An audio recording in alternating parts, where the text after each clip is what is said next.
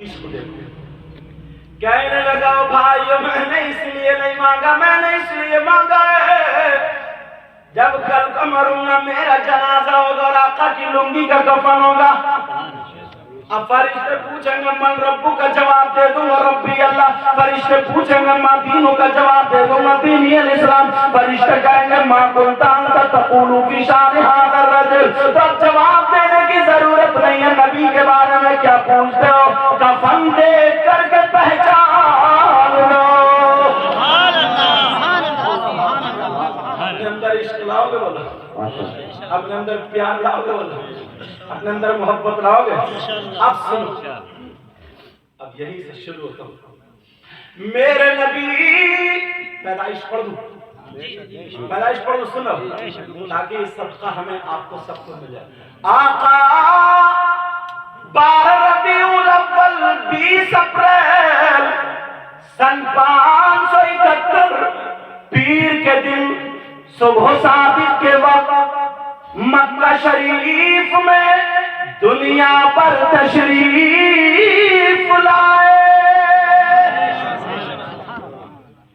ماجرا یہ تھا، حضرت آمنہ آپ کی ماں ہے اور حضرت عبداللہ آپ کے ابو حضور ہیں. تو جب وہ نور پیٹ میں آیا، حضرت آمنہ کے شکم میں آیا میرے نبی کا نور، تو اس کے بعد باپ کا انتقال ہو چکا تھا، یعنی حضرت عبداللہ کا وصال ہو گیا تھا. میرے نبی ابھی ماں کے پیٹ میں ہیں تو باپ کا کیا ہو گیا بولو؟ انتقال ہو گیا. تو نبی کے دادا کون ہیں؟ ان کا نام ہے عبد المطلب. یہ خانہ کعبہ کے کیا تھے وہ؟ متولی تھے. تو یہ دعائیں کرتے تھے اپنے انداز میں، جو بھی اس وقت کا انداز تھا دعائیں کرنے کا، وہ دعا کرتے تھے. میں اس کی ترجمہ نہیں کر رہا ہوں، ہم تو اپنے انداز میں بتائیں گے نا کہ میری بہو اکیلی رہ گئی ہے لیکن امید سے ہے بچے کی. دعا کرتے تھے اگر بہو کو بیٹا ہو جائے تو میرے عبداللہ کا چراغ روشن ہو جائے گا تاکہ نسل چل جائے. مگر کیا پتا تھا کہ عبداللہ کا ایسا بیٹا ہوگا کہ عبداللہ ہی کا چراغ روشن نہیں ہوگا، پوری دنیا تو روشن جائے. بلکہ چراغ کی بات کر رہا، چاند سورج ہی نہیں کے صدقے میں پیدا ہوئے. اب وہ دعائیں کرتے تھے، حضرت آمنہ کا بہت زیادہ خیال بھی کرتے تھے. سسر تھے نا، اور باقی سب بیٹے اپنے اپنے کام دھام میں. بھائی کسی کے ایسا معاملہ ہو جائے تو الگ ہوگا نا، سسر اسی کا خیال رکھے گا. اور بہو اتنی سیدھی اتنی نیک، ابا ابا ابا بیچاری پیچھے پیچھے کرتے. حضرت آمنہ کو دیکھ کر کے کہتے تھے بیٹی بہو آمنہ. عبد المطلب کے بھی جملے بڑے پیارے تھے، کہتے تھے بیٹی بہو آمنہ. کوئی بھی تکلیف ہو اپنے ابا سے کہتے نا. ابھی اور تھے بہت مالدار، بات والے بھی تھے عبد المطلب، ایسا نہیں ہے.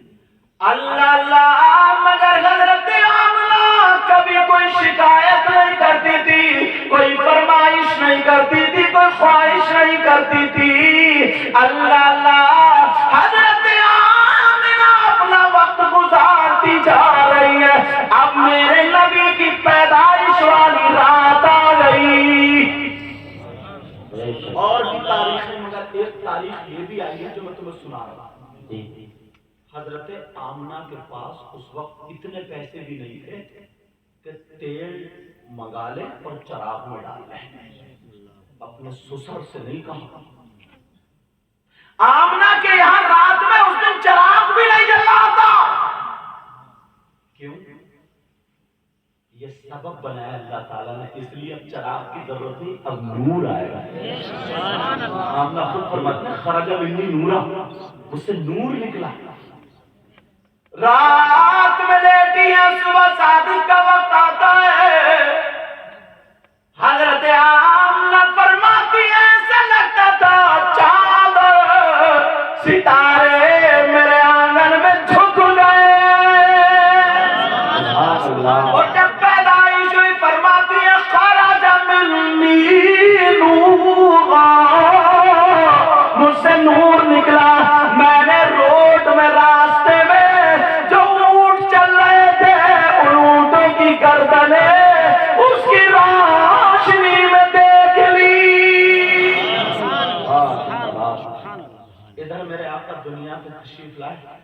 تو حضرت آمنہ نے نا نبی کو ایسے کر کے ڈھک دیا کپڑے سے. اب جب کپڑے سے ڈھکا تو اس کپڑے کے اندر سے روشنی چھنک چھنک کے پورے کمرے کو روشن بنائے ہوئی تھی. سبحان اللہ. جیسے بلب کے سامنے کپڑا لگا دو لیکن پھر بھی روشنی نہیں آتی. ادھر رات کا آخری حصہ صبح صادق کا وقت, ادھر جو تھا ان کے دادا یعنی حضور کے دادا ہی عبد المطلب خانہ کعبہ میں تھے.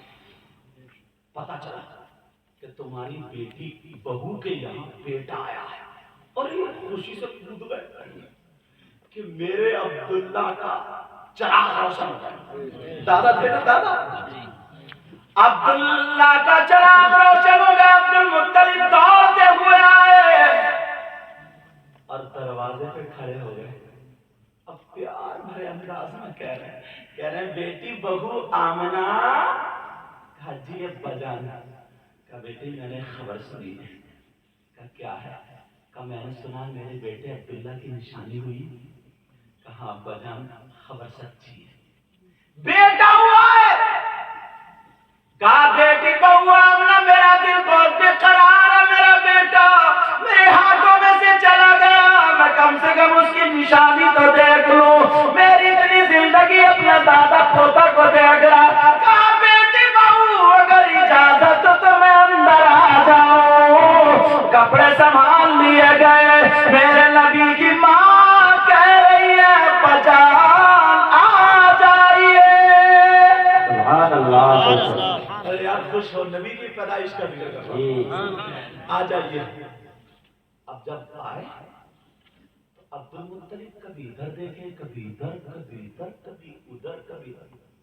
یہ دیکھ رہے ہیں چراغ کہاں ہے, روشنی کہاں سے آ رہی ہے. کیا دیکھ رہے ہیں؟ کمرے میں اصل میں یہ لائٹ وائٹ کا زمانہ تو تھا ہی, یا تو ڈبی جلتی تھی یا چراغ, یا قبرستان جاتے تو لکڑی جلا کے رکھ لیا کرتے تاکہ دور تک اجالا ہو جائے. یہی طریقہ تھا روشنی. اب کبھی ادھر دیکھ رہا, کبھی ادھر دیکھ رہا, کبھی ادھر دیکھ رہا, کبھی ادھر دیکھ رہا, مگر چراغ دکھائی نہیں دے رہا. آمنہ دیکھ رہی ہے, عبد المطلب کیا دیکھ رہا, مگر پوچھ نہیں رہے, بات بھی کر رہے, کبھی ادھر کبھی ادھر. ادھر میرے نبی پہ کپڑا ڈھکا ہوا تھا. نبی تھوڑے کے لیے کل بلائے, پاؤں نکال دیا. جیسے ہی کپڑے سے انگوٹھا نکلا, روشنی بڑھ گئی, فوراً انگوٹھے پہ نظر پڑ گئی. سبحان اللہ, سبحان اللہ. اب تو کہنے لگے بیٹی بہو آمنہ بچہ تو بڑا نورانی. ارے یار آقا سے زیادہ کوئی نورانی ہوگی کیا؟ جی جی. میرے پاس تو جملے بھی نہیں ہیں بولنے کے لیے. سب چمک والے اجلو میں چمکا کیے. پیار سے بولو نا. سب چمک والے اجلو میں چمکا کیے, اور اندھے شیشوں میں چمکا ہمارا. شیشوں میں چمکا ہمارا نبی. اب مفتی صاحب ایک شعر اتنا پیارا ہے, خلق ہمراہ, خلق سے افضل اولیاء ہو گئے, اولیاء سے افضل تمام رسل. اب سنو, خلق سے اولیاء, اولیاء سے رسل, خلق سے اولیاء, اولیاء سے رسل, اور رسولوں سے اعلیٰ ہمارا نبی. دادا کہنے لگے بیٹی بہو آمنہ بچہ تو بڑا نورانی ہے, مجھے چہرہ دکھا دو. کیا کہنے لگے, اب دادا تھے, خونی رشتہ تھا بھائی, دادا تھے. کہا مجھے بیٹی بے قراری اگر اجازت ہو تو. ٹھیک ہے ابا جان. گود میں ماں نے لیا حضرت آمنہ نے. اب دھیرے دھیرے دھیرے دھیرے کپڑا ہٹا رہی ہیں، روشنی بڑھتی جا رہی ہے۔ کہنے لگے بیٹی بہو آمنہ اگر اجازت ہو تو میں گود میں لے لوں۔ کہا میں گود میں لے لوں؟ کہا ابا جان آپ کے بیٹے کی امانت ہے، لے لیجیے۔ گود میں لے لیا۔ کہا بیٹی بہو میرا دل چاہ رہا ہے میں سے لے جاؤں کہیں۔ کہا لے جاؤ۔ ابا جان ایک منٹ ٹھہرو۔ حضرت آمنہ نے فوراً کپڑا ڈھک دیا۔ اب ڈھکا ہوا بچہ اگر کسی کی گود میں ہو تو کوئی پہچانتا ہے نا؟ بولو نہیں پہچان۔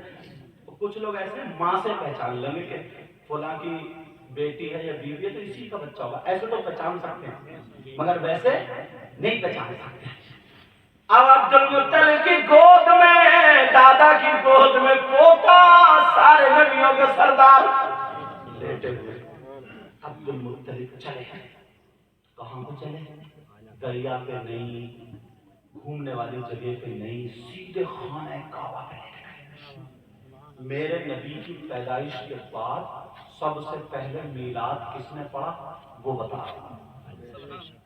پیدائش کے بعد اب میلاد کون پڑھ رہا ہے؟ جو لوگ نا میلاد کے فتوے، ارے کیوں لڑائی جھگڑے کر رہے ہو یار؟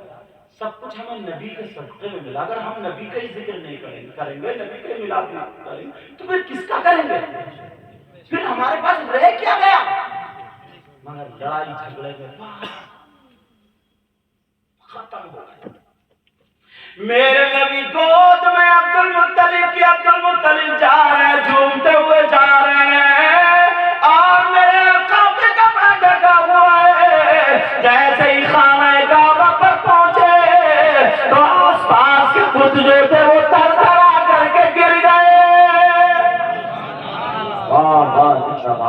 کعبہ جھومنے لگا۔ کعبے کو کیسے پتا چلا کون ہے؟ سوچنے کی بات، دل سے پڑھو تو یار۔ اگر تم کسی، تمہارے ابا یا کوئی تمہیں اچھا لگتا ہو نا تو انہیں خوبیاں ملیں گی تمہیں، اور اگر تم کسی سے نفرت کرتے ہو نا تو اس کی برائیاں تمہیں ملیں گی۔ جی ذرا نبی کو نا پیار کی نظر سے دیکھو۔ ابو جہل نے دیکھا نبی کو مگر اس نے پیار کی نظر سے نہیں دیکھا تو رہ گئے ایسے کیسے۔ اور ابو بکر نے دیکھا پیار کی نظر سے دیکھا تو سب کچھ ہو گئے۔ دونوں نے دیکھنا، دیکھنے میں فرق ہے۔ اب میرے نبی جب خانہ کعبہ میں پہنچے، اللہ اللہ کعبہ جھومنے لگا، ایک قدم اندر ہے ایک قدم باہر ہے۔ کعبے کی طرف دیوار سے آواز آنے لگی، ولد النبی المختار، بااختیار نبی پیدا ہو گیا۔ جاء النبی المختار، بااختیار نبی پیدا ہو گیا، آ گیا۔ اب میلاد کس نے پڑھا؟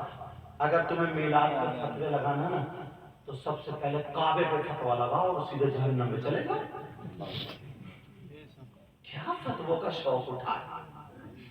میرے نبی کپڑا ڈھکا ہوا ہے ابھی نبی پر، خانہ کعبہ جھوم جھوم کر کے پڑھ رہا تھا، جس کی ترجمانی ہم اردو میں یوں کرتے ہیں کہ جمیل قادری نے کر دی تھی، بت شکن آیا یہ کہہ کر سر کے بل بت گر پڑے، جھوم کر کہتا تھا کعبہ الصلاۃ والسلام، اے شہنشاہ مدینہ الصلاۃ والسلام، زینت عرش معلی الصلاۃ والسلام۔ نعرہ تکبیر، نعرہ رسالت، نعرہ غوثیت، مسلک اعلیٰ حضرت، جشن عید میلاد النبی، جشن عید میلاد النبی سید مقیم الرحمان صاحب قبلہ زندہ باد۔ 7-8 دن یا کچھ کم و بیش دن حضرت آمنہ رضی اللہ تعالی عنہا نے دودھ پلایا۔ اس کے بعد حضرت حلیمہ آ گئی۔ سنا ہوگا نا دائی حلیمہ کے بارے میں؟ تم نے بہت سنا ہوگا کہ ان کی اونٹنی کمزور تھی، طاقتور ہو گئی، بکریوں کے تھنوں میں دودھ نہیں تھا تو بھر گیا، پھل سوکھے تھے ہرے بھرے ہو گئے، ہر طرف بہاریں بہاریں، اس سال لڑکے پیدا ہوئے، بیماری ایک طرف بھاگتی چلی جا رہی، یہ ساری چیز سنیے نا، مگر میں ان کو روکتے ہوئے انہی میں سے ایک دو باتیں ایسی بتاؤں جو کم سنی۔ اجازت ہے؟ اب حضرت حلیمہ نے آقا کو لے لیا، لینے والا پورا واقعہ تم سنتے رہتے، لے کر کے چلی، اب جیسے ہی مکے کی سرحد پر پہنچی، ڈینگر پور سے آپ نکلیں گے تو جہاں تک آبادی ہے وہ سرحد ہو گئی، اس کے بعد جنگلی جنگل ہے نہیں ایسا۔ اب جب مکے کی سرحد پر پہنچی تو حضرت حلیمہ خود کہتے ہیں میرے دل میں خیال آیا، اے حلیمہ تو اتنی پیسے والی تو ہے نہیں، مالدار بھی نہیں ہے جو بار بار تو مکہ آ سکے، جیسے تیسے پڑیا اکٹھی کر کے اور تم مکہ آ گئی ہے۔ ارے مکے میں خانہ کعبہ بھی تو ہے، جب آئی گئی ہے تو خانہ کعبہ کا بھی طواف کر لے، ایک تیر دو شکار، یہ اپنے لفظوں میں بولتے نہیں بولتے، اور ایک چیز اور بولتے ہیں، آم کے آم گٹھلیوں کے بھی دام، ایسے بولتے ہیں حضرت، وہ مجھے محاورہ زیادہ یاد نہیں، بہرحال ایسے کچھ بولتے ہو۔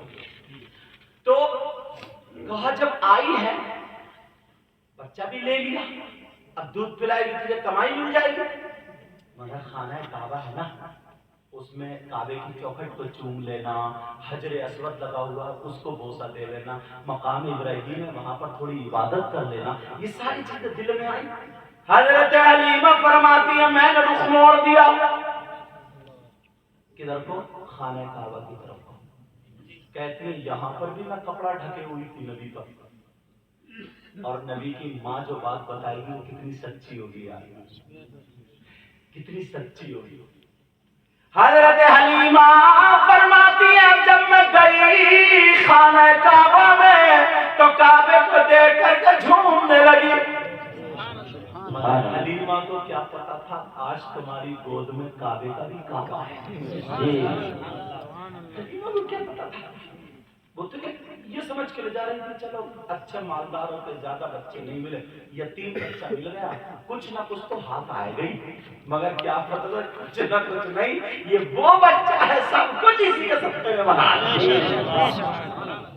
حلیمہ فرماتی ہے میں نے نبی کو گود میں لیا، میں نے نکالا نہیں، تو میں نبی کو لے کر کے طواف کرنے لگی۔ حلیمہ کہہ رہی ہے جیسے جیسے میں طواف کر رہی تھی، اگر میں ادھر جا رہی ہوں تو کعبہ ادھر جھک رہا، میں ادھر جا رہی ہوں کعبہ ادھر جھک رہا، میں ادھر جا رہی ہوں جدھر میں جا رہی ہوں کعبہ ادھر جھکتا چلا جا رہا ہے۔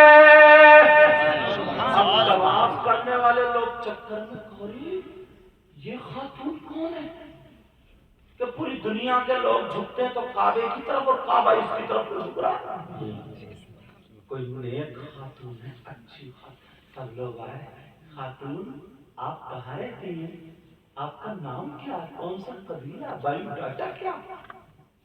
حلیمہ بولی تمہیں کیا مطلب؟ کا مطلب کیا ہے؟ ارے جدھر تم جا رہی ہو کعبہ ادھر جھکنا ہے، پوری دنیا کے لوگ کعبے کی طرف جھکتے مگر تمہاری طرف کعبہ جھک رہا ہے۔ حلیمہ کہنے لگی غلط، کعبہ میری طرف تو نہیں جھک رہا ہے بلکہ میری گود میں جو بچہ ہے نا کعبہ اس کی طرف جھک رہا ہے۔ واہ واہ واہ واہ سبحان اللہ۔ عرب کے لوگ کیسے مانے کہ ہم نہیں مانتے، اس بچے کو یہاں نکالو اور تم جا کے چکر لگاؤ، اتنے اس وقت حاجی لوگ وہاں کم جاتے تھے، میرے نبی کو لٹا دیا، حلیمہ چکر پہ چکر مار رہی ہوں مگر کعبہ ادھر ہی جھکا پڑا ہے۔ سارے لوگ اگر کہنے لگے اس بچے کا معاملہ کیا ہے تو تبھی تو بریلی کے امام نے کہہ دیا تھا حاجیوں آؤ شہنشاہ کا روزہ دیکھو، کعبہ تو دیکھ چکے کعبے کا کعبہ